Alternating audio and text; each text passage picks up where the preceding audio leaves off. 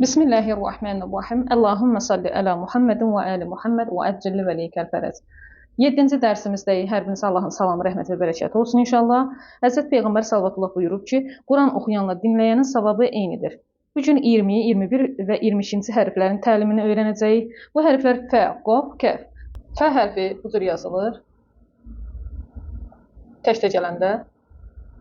Fə hərfi əvvəldə. Fə hərfi ortada və fə hərfi sonda. Bir-birlərinə bənzəyirlər. Qaf hərfi, ancaq biraz böyük və 2 nöqtəlidir. Qaf hərfi təkdə gələndə, əvvəldə gələndə və sonda gələndə.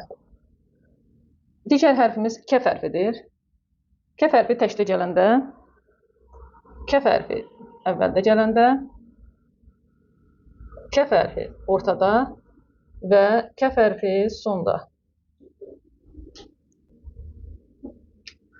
Fə hərfi Azərbaycan dilindəki f səsi kimidir, bir özəlliyi yoxdur və incə hərfdir.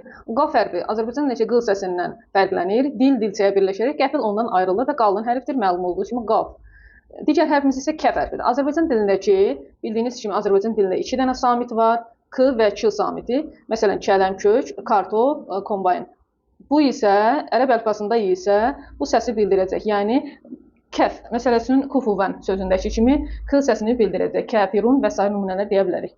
Bugünkü dərsimiz bu qədər. Allahdan hər birinizə müvəffəqiyyət arzu edirik. Vəssalamu aleykum və rəhmətullahi və bərəkatuhu.